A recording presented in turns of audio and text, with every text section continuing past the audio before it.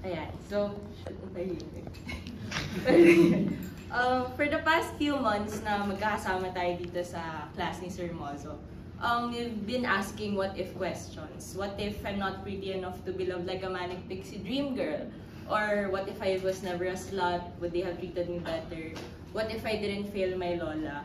And what if I never left the province? Or what if I just let go of my jiwa? And napansin ko lang, na feeling ko lang, lahat ng mga tanong na to, parang may something in common. Behind all of these questions, parang may feelings ng fear, shame, and regret. So, takot, hiya, at pagsisisi, ayun. So, sabi ko, what if gamitin ko na lang tong deep feelings of fear, shame, at regret ng mga kaklase ko bilang plot device para sa sariling speech ko. Pero, kidding aside, sa simpleng pakikinig ng speeches nyo the past few weeks, marami na akong nakilala at nalaman natin yung pinaglalaban ng isa't isa. So, sana, ngayong gabi, hayaan nyo rin akong magpakilala. So, ako si Hana. Look. Yan. Isang 22-year-old graduating student. Sorry, inuulit-ulit ko. Lumahi ako sa Isabela, doon ako nag-preschool hanggang elementary. Tapos, pagka-graduate ko ng grade 6, gustong-gusto ko na agad mag-aral sa malayo na parang feeling ko kasi the province was too small for me. So, lumas ako ng Isabela at nag-high school 12 hours away from home. So, nakarelate ko din sa previous speech sa UPLB.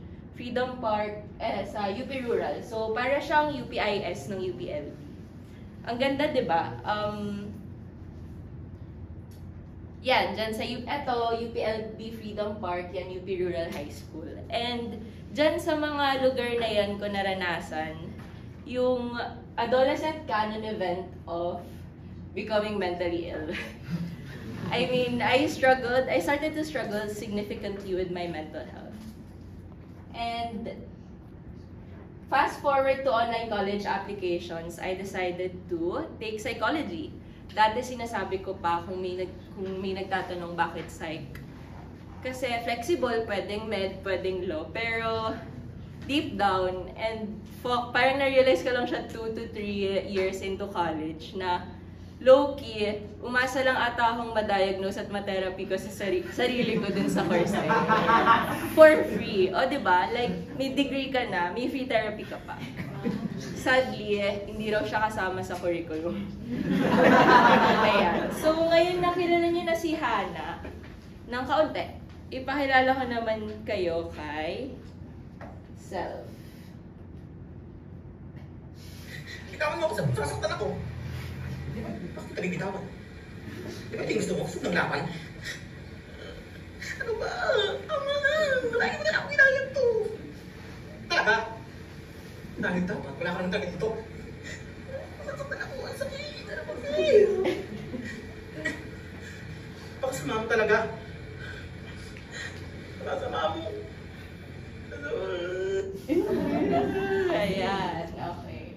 So, si Self, iyakin. Si Self, kinulang sa pasensya, sa social bat, at minsan sa pagmamahal sa sarili. I mean, sino ba namang taong mahal ang sarili na magsasampung taon sa UP, di ba? Kung kayo mahal niyo ba sarili niyo, magsasampung taon kayo sa UP? Hindi, di ba? Ayan. And madalas, galit siya sa sarili niya sa maliliit at minsan malalaking bagay rin. Kasi, perfect si Self, bawal magkamali. And bukod doon, madalas ring akala niyang galit sa kanya lahat ng tao. Yung kaibigan niya mabagal mag-reply, or yung dati niyang teacher na hindi na siya maalala next sem. So, Sir Mozo. And kahit yung mga katapat mo lang sa jeep na hindi mo naman kilala, pero nakasimangot. Ganun. Na para bang kay Self umiikot ang mundo ng lahat. And now, I'm standing here in front of you all with this final speech para itahe si Hana, si Self, at ang feelings of fear, shame, at regret na nakita at nakilala ko rin sa mga speeches nyo. Fear of not measuring up, shame for falling behind, and regret over things we did or didn't do, didn't say, or didn't fight for. At first, they seem like isolated emotions, but over time, they build into something heavier. When fear is constant, when shame is unspoken, and when we regret over things, and regret shapes how we see ourselves, that's how it turns into hate. And hindi ito yung hate na loud at external, na parang hate crime, hate speech, cancel culture, di tayo bate, ganun. I'm talking about the more quiet kind of hate. The kind no one sees but you. Because it's directed at you. And it's by you. And it's self-hate. Ayan, dyan pala. And I want to talk about this because my experience with depression since leaving the province as a teenager taught me how this hate grows quietly.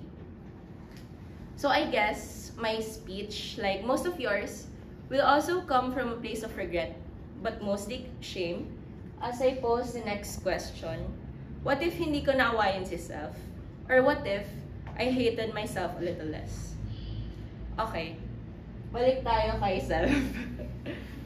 Si self ay clinically depressed. And actually, I think it's in this class that I first had the chance to truly say that out loud. Di ko alam kung alala nyo. And I'm actually proud of that. And in college, you can imagine it na hindi siya madali. Pero sinubukan ko naman talaga. Nagpa-check up ako, gumastos sa gamot, nagpa-therapy, and sinubukan kong bumangon araw-araw kahit mabigat. Sa UP rin ata ako pinakamaraming naiyak na luha. Sa CR, sa jeep, minsan habang naglalakad papuntang class. And, ayun pala, ano ba yan? Late. Yeah.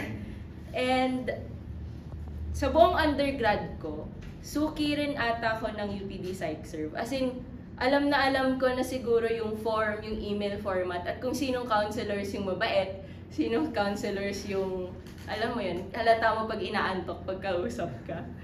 And, suki rin ako ng consideration emails. Minsan, yung, like, good morning, ma'am. I sincerely apologize. Ayan. Alam niyo na yung script na yan.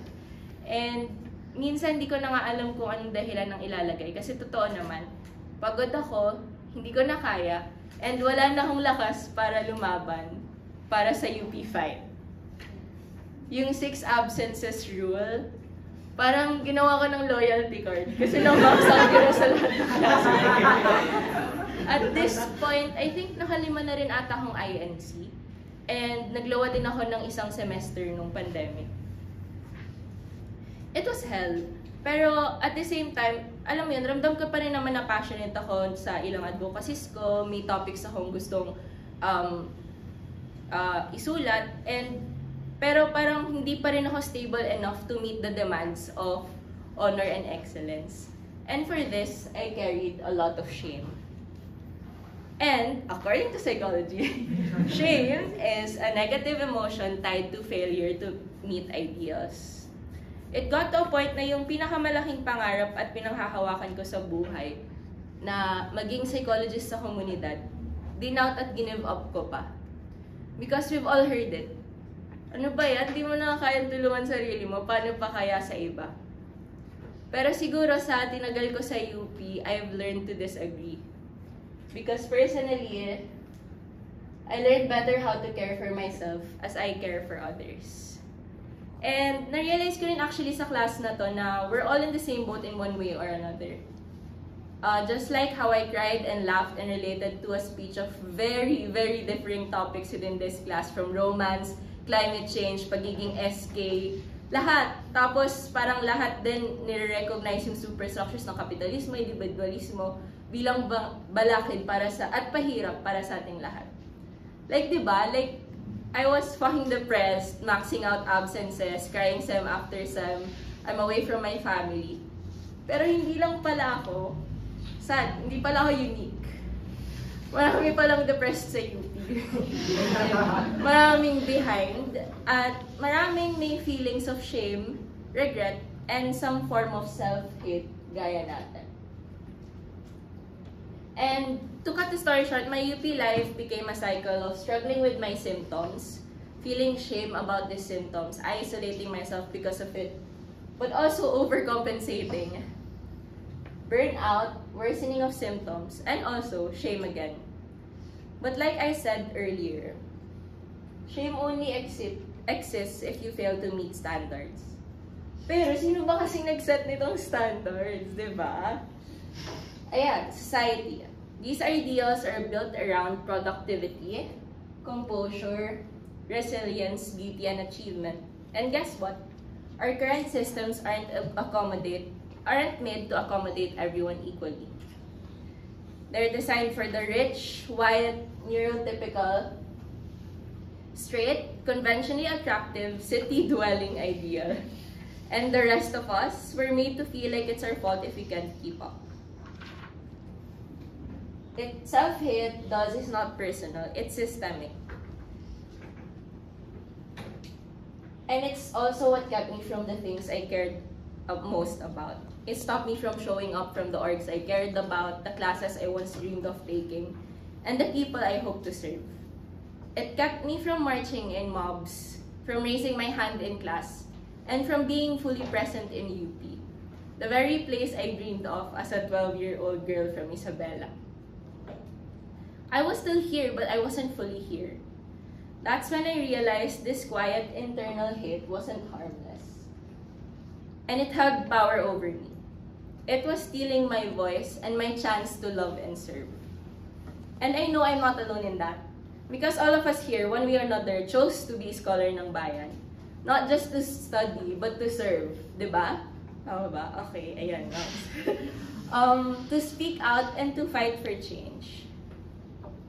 But my question is, how can we fight for others when we're losing the fight within ourselves? And how do we demand justice out there when we don't extend compassion in here? Ayan. So, self-hate isn't just a personal issue, it's political. And every time we show ourselves care, instead of shame, that's an act of resistance too. Yan. So, handle yourself with care, rest with care, make memories with care. Kung sa pop-up, sa Boston, sa Bumble pa yan, basta with care. And siguro I'd end this with saying that this world makes it easy for us to hate ourselves. At UP, bilang microcosm of society, ika nga, is an easy place to also learn how to hate yourself. That's what happened with me. So I hope for the rest of your stay in UP, you won't have to experience that. I'm asking you to reach out, but also reach in. Let's look out for each other. Labanan ng individualismo at patunayan ang diwa ng kapwa. And hate self a little less, kahit konti lang, kasi ayoko naman maging demanding. And maybe that small act of hating ourselves less is already a radical form of love in this world that profits from our shame. That's all. Thank you.